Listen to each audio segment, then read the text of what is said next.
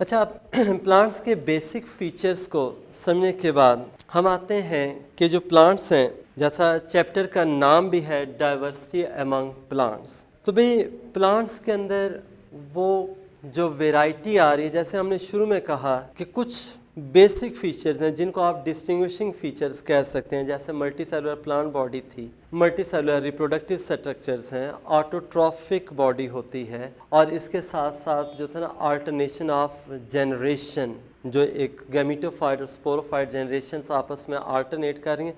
These are the basic features, are distinguishing features of plant. लेकिन इन features के साथ साथ कुछ ऐसे फीचर्स भी होते हैं कि on the basis of which plants show variation, और वो जो वेरिएशंस होती हैं, वो जो डिफरेंसेस होते हैं, they make the Plantae a diverse group. अब वो कौन कौन से वो फीचर्स हैं, उनको हम प्लांट्स के ग्रुप्स के लिहाज से थोड़ा सा डिवाइड करेंगे, लेकिन वो जो फीचर्स हैं मैं इस तरह से ले लेता हूँ कि उसमें हम ना किसी भी एक फीचर को एज अ क्राइटेरियन ले लेंगे, और वो जो भी क्राइटेरिया उसके लिहाज से हम ना उसको ग्रुप्स सब ग्रुप्स में डिवाइड करते जाएंगे, और इस तरह से क्या है हम देखेंगे एक प्लांट के अंदर जब वो क्या वेरिएशन आती है। यहाँ पे देखें, सबसे पहले जो प्लांट्स हैं उनको हम मेजर 2 ग्रुप्स के अंदर डिवाइड करते हैं, और इस डिवीजन के लिए जो बेसिक फीचर आएगा, जो कैरेक्टर है,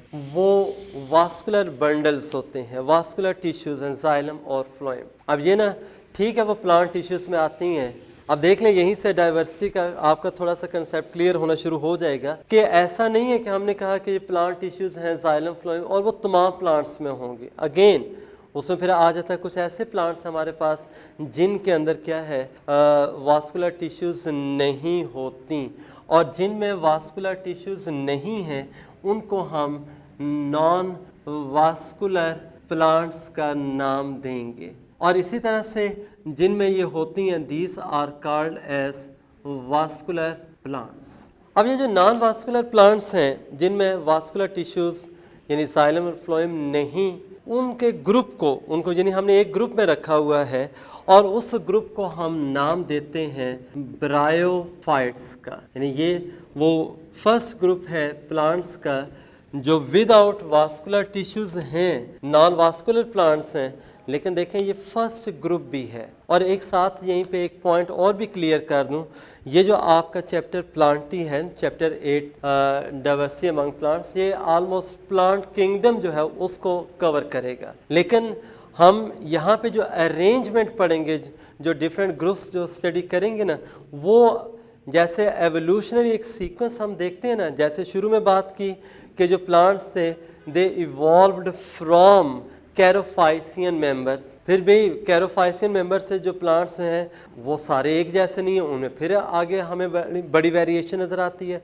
उसमें हम देखेंगे वो कौन सा पहला ग्रुप है जो कि क्या था, कैरोफाइसियन मेंबर से बना, फिर आगे नेक्स्ट कौन कौन से बनते गए।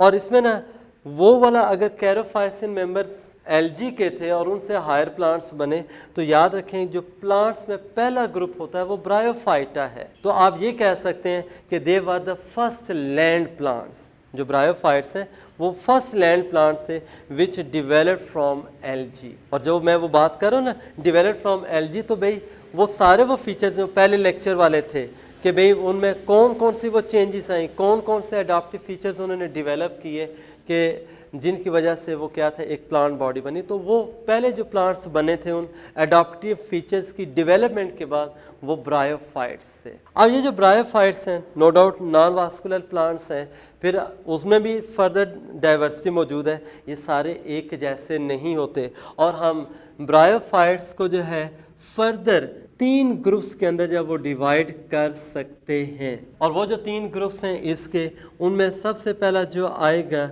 वो है, यानी जनरली उनको लिवरवर्ट्स कहा जाता है, लेकिन हम उनको जो बायोलॉजिकल एक नाम देते हैं हिपैटिकॉप्सिडा। ये कौन सा ग्रुप है, हिपैटिकॉप्सिडा।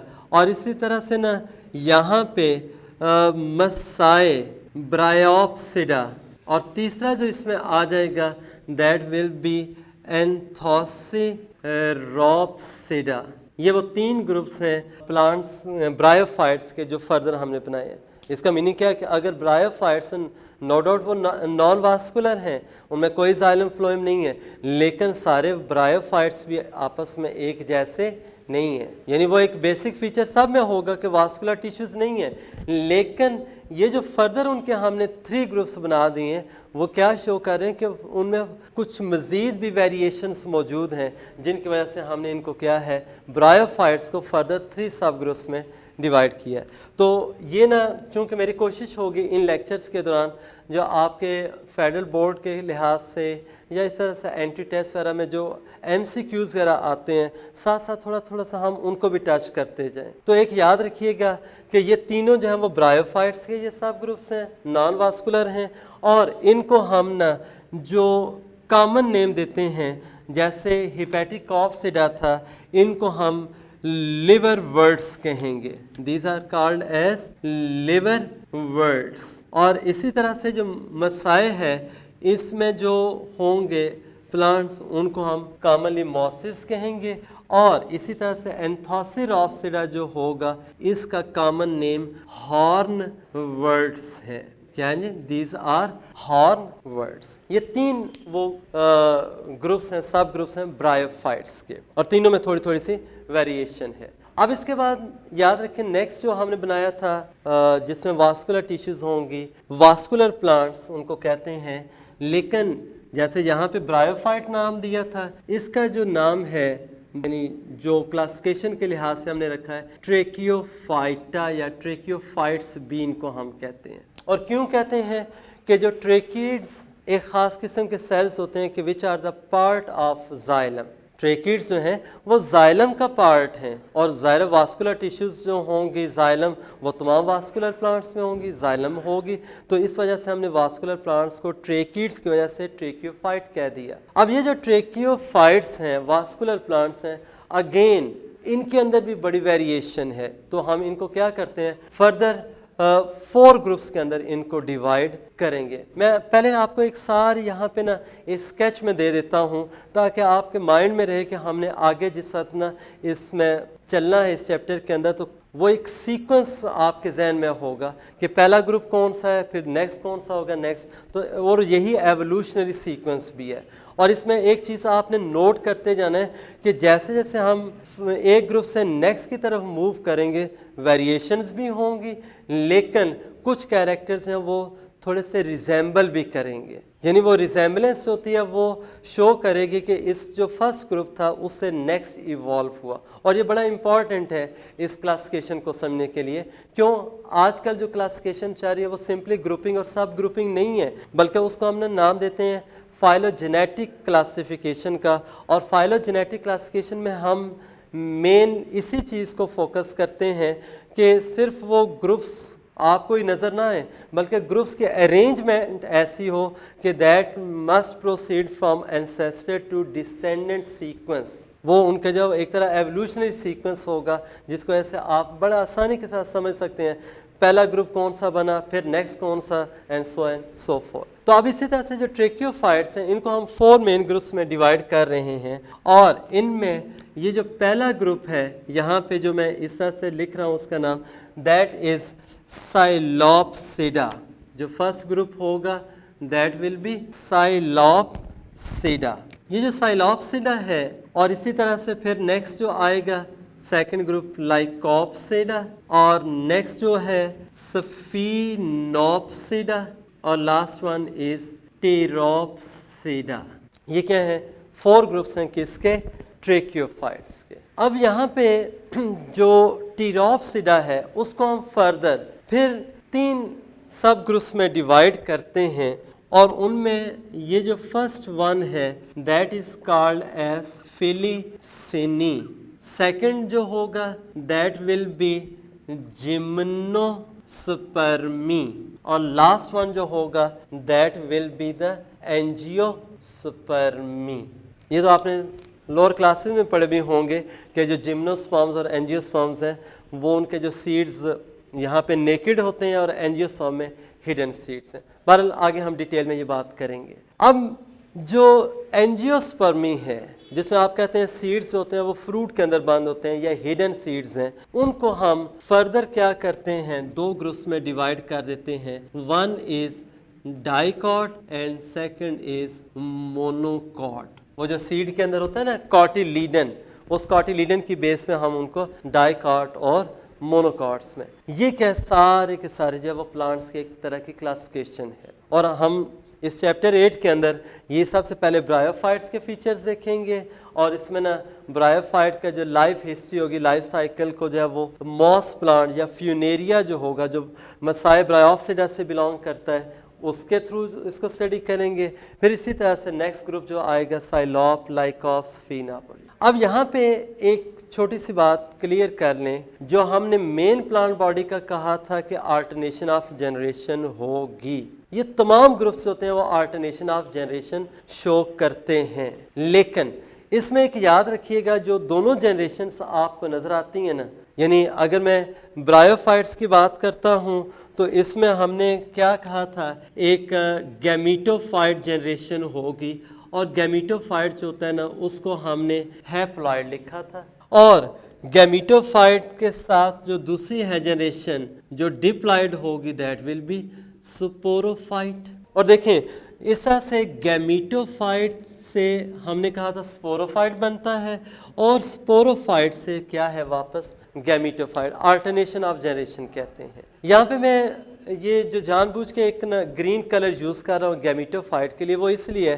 कि जो क्लोरोफिल या क्लोरोप्लास्ट की वजह से क्या होगा, ये ऑटोट्रॉफिक है और इंडिपेंडेंट जनरेशन होती है कि it can prepare its food material by itself. लेकिन जो स्पोरोफाइट है उसको मैं यहाँ पे ये ब्रायोफाइट के लिहाज से कहूँगा कि वो मेन जनरेशन नहीं है, बल्कि वो गैमीटोफाइट के ऊपर बनेगा। वही जो पहले बात हो चुकी है कि भाई जो जाइगोट बनता है वो मेन प्लांट बॉडी पे बनेगा आर्चिगोनियम के अंदर, आर्चिगोनियम में वो डेवलप करके एम्ब्रियो बनाएगा, तो ज़ाहिर एम्ब्रियो ने फिर आगे जब स्पोरोफाइट बनाना है तो वो मेन प्लांट बॉडी के ऊपर बनेगा।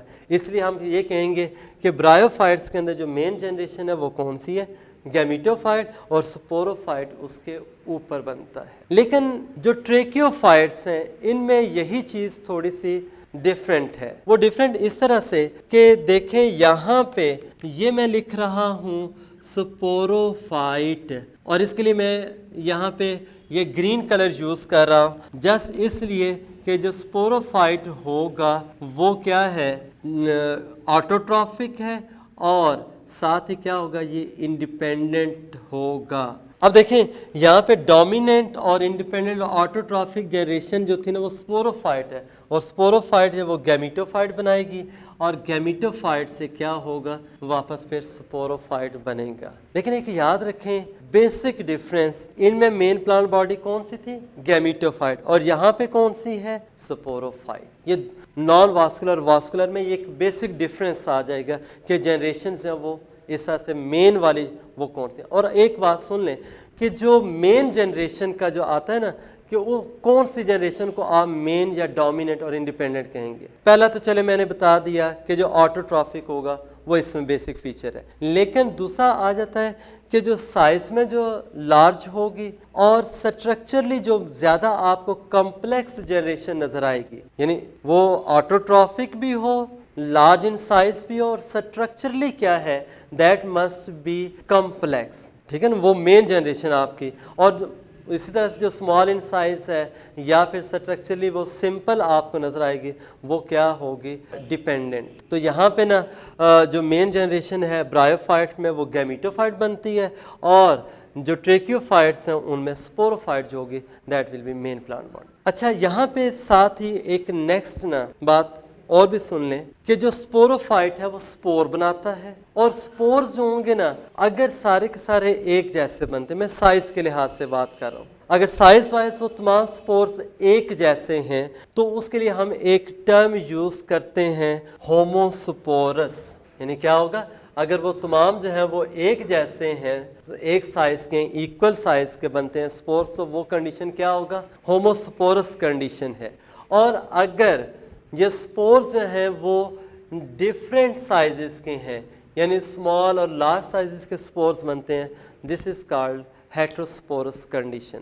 तो ये ना बेसिकली जो है वो प्लांट्स में आपको नजर आएगी, होमोस्पोरस कंडीशन भी और हेट्रो भी। और इसमें मैं यहीं भी आपको बता देता हूँ कि जो ब्रायोफाइट्स हैं उनमें जो स्पोर्स का साइज है वो सेम होता है, होमोस्पोरस होंगे। यहाँ पे साइलॉप्सिडा, लाइकॉप्सिडा, स्फिनॉप्सिडा, इन तीनों में भी क्या है, होमोस्पोरस कंडीशन होगी। और जो फिलिसिनी है, फिलिसिनी के अंदर जो फर्न्स आती हैं उनमें भी होमोस्पोरस कंडीशन है। तो इसका मीनिंग ये हुआ कि ब्रायोफाइट से लेके ये फिलिसिनी तक जितने भी ग्रुप्स होंगे इनमें जो स्पोर्स होंगे they will be of equal size. और यहाँ पे एक थोड़ी सी ना लाइकॉप्सिडा के अंदर एक चेंज है। लाइकॉप्सिडा का एक मेंबर हम पढ़ेंगे यहाँ पे सिलेजिनेला। सिलेजिनेला जो है वो एक एक्सेप्शनल आप कह सकते हैं केस है इन प्लांट्स के अंदर कि भाई इसके अंदर हेट्रोस्पोरी है, दो डिफरेंट साइजेस के स्पोर्स बनते हैं।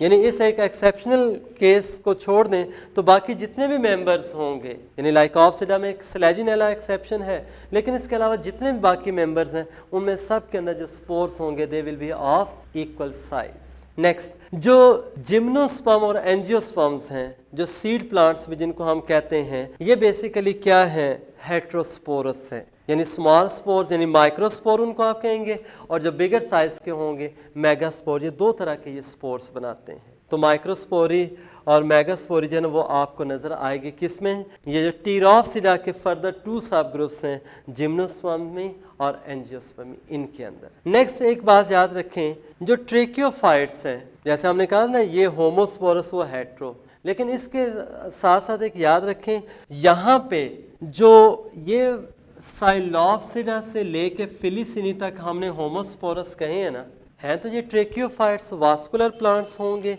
लेकिन ये सारे के सारे जो होते हैं ना ये लोअर वास्कुलर प्लांट्स में आते हैं। और ये लोअर वास्कुलर प्लांट्स जो है ना ये वो हैं कि जिनमें कोई सीड नहीं बनता, इसलिए हम इनको नॉन सीड प्लांट्स भी कहते हैं। जबकि ये जो जिम्नोस्पर्म और एंजियोस्पर्म्स वाले हैं इनको हम सीड प्लांट्स का नाम देते हैं। देखें कैसे वेरिएशन और वो जो डाइवर्सिटी की हम बात करें, जो जैसे चैप्टर का नाम भी है, मेरे ख्याल में अब आपको काफ़ी हद तक आइडिया हो रहा होगा कि भाई डाइवर्सिटी कैसे है प्लांट्स के अंदर। अभी हमने कुछ फीचर्स को स्टडी किया है, जैसे जैसे हर एक ग्रुप को करेंगे उसमें आपको बड़े क्लियरली ना डिफरेंसेस वो नज़र आएंगे, रिजेम्बलेंसेस भी होंगी और साथ साथ डिफरेंसेस। अब देखें बायो के अंदर जो स्पर्म का वर्ड है वो मेल गैमीट के लिए भी इस्तेमाल होता है, और वही स्पर्म जो है ना that is also called as seed. यानी स्पर्म का मीनिंग जो है वो मेल गैमीट भी है